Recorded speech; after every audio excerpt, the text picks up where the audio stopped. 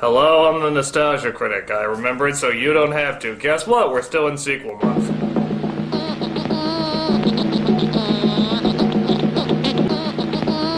Try to contain my enjoyment. Well, perhaps some of you remember my first crossover review of Ferngully. It was one of the first crossover reviews I ever did, and needless to say, the film was less than breathtaking. It required some help, so the Nostalgia Chick humbly volunteered herself to review the film with me. But little did I know that an even greater evil just lay behind the corner. A direct-to-video little abomination simply known as Ferngully 2, The Magical Rescue. And seeing how the Nostalgia Chick helped me last time, I figure it's only fitting to make the offer again. So what do you say, Nostalgia Chick? You ready to go into the rainforest one more time? No. Okay. This is Ferngully 2.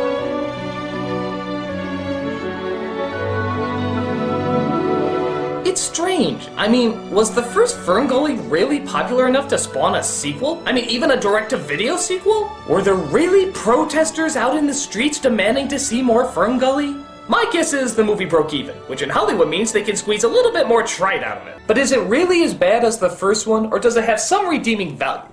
I think you overestimate their chances. Let's dive right into Ferngully 2. So just like the first movie, they like to throw in songs that really have nothing to do with furthering the story and more to do with...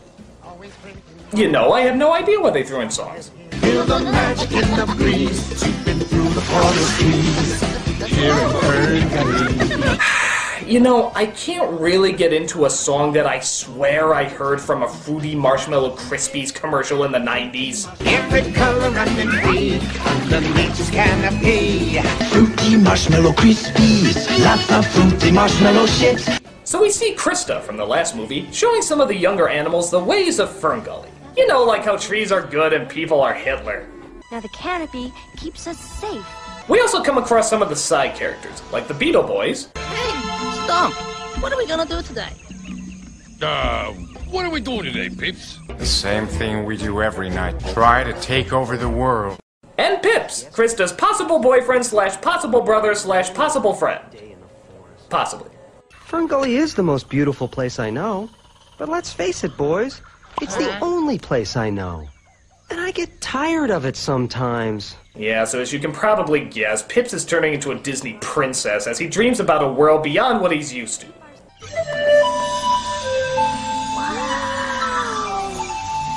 Beat that, Krista! Magiloon taught me that magic is too precious to waste on silly games. I'd much rather use it to have strange hand sex and impress mullet use that aren't interesting enough to be featured in the sequel. But Krista continues to help grow more trees in the forest as, again, Pips can't help but act like a loudmouth. Just what we need. Another tree. Big deal. The forest is full of them. Personally, I'd like to see something new. Oh, there's an empty place in my bones. Suddenly in comes Batty.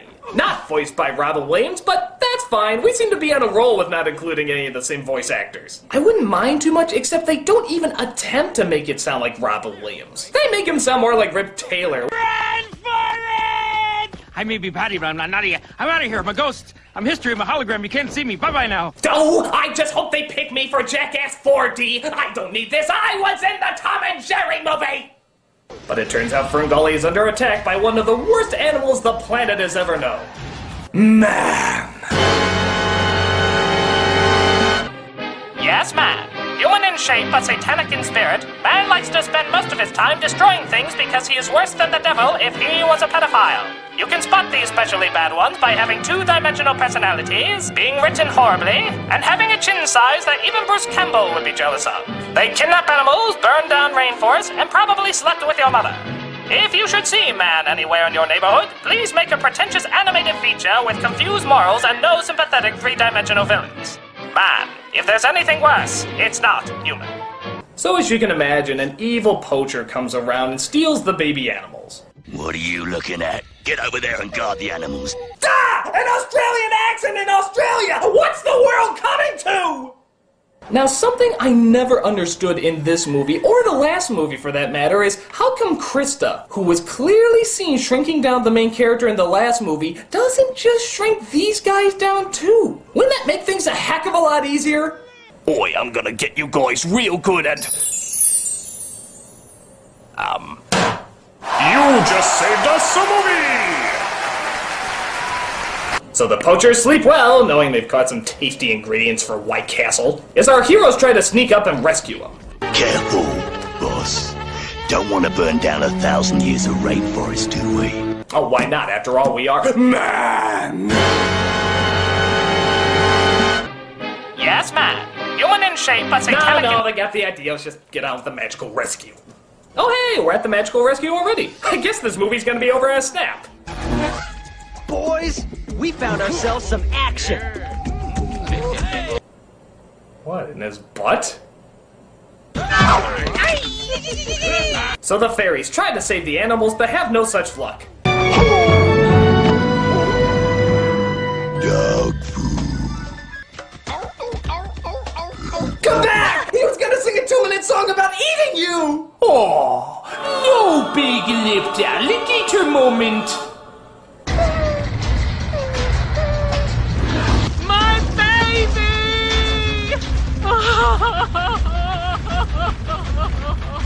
Wow. That was like the kangaroo version of Platoon.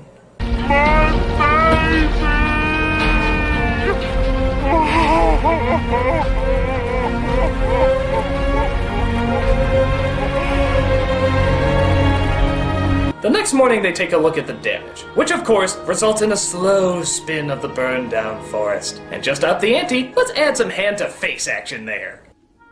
Oh yeah, humans suck. Oh, Father, there's so much healing needed. But some things, my dear, even with all our magic, do not mend quickly. Well, wait a minute, we saw her grow trees like full-grown trees in seconds. What's this do not mend quickly bull? She can mend very quickly. Hell, she could probably touch an impotent person and make wood grow. Me and the Beetle Boys will go after those humans and rescue the babies. The town is no place for little bugs like you. It's full of weed killer, television, tax attorneys, completely unreasonable car insurance. Hey, modern-day references! Laugh! I'm coming with you. You gotta be batty not to be afraid of humans. I mean, have you ever seen one eat an oyster? It's terrible. Eat an oyster! Because if you can't be funny, be confusing! It works really well for the New Yorker. So you realize pretty quickly that the main character in this one is not Krista, nor is it the human from the first film. It's Pipsqueak here. Remember that guy you barely saw in the first movie? He's the star now, because Krista has to stay behind and rebuild the rainforest.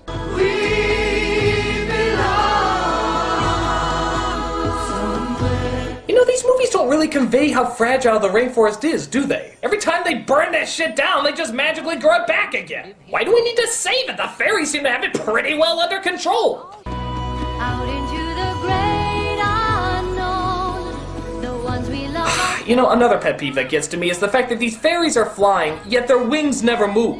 You gotta flap them in order to fly, guys. Hell, in a lot of shots, they don't even have wings. They just suddenly disappear. It's almost as if somebody just grabbed them and threw them across the forest. Heck, maybe that's how they get around. You really think you look cool wearing that? You know you look like a dumbass. You know the angry video game nerd is much better than... Thank you! So they come across a carnival, because I guess carnivals are very popular near rainforest now, and they decide to check it out. Hey, hey, lights are flashing, bright, shiny, shiny, what's that noise? Run, run, screaming, are we dreaming? Oh my god, this carnival is awesome! Makes you totally forget about the little baby animals we're supposed to be saving! We're having fun, we're having fun, funner than fun. I love this ride! Give me more of that, I want one of those, round and